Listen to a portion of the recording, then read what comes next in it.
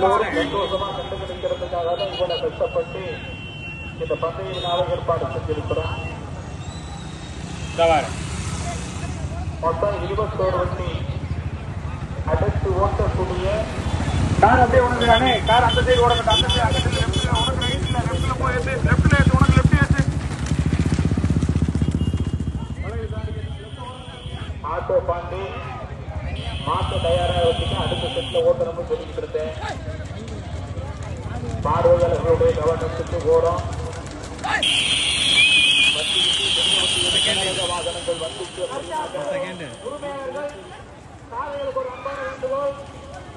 முன்னிட்டுமாறு வந்த மருதானே மத்தியான கொண்டு நடைபெறும்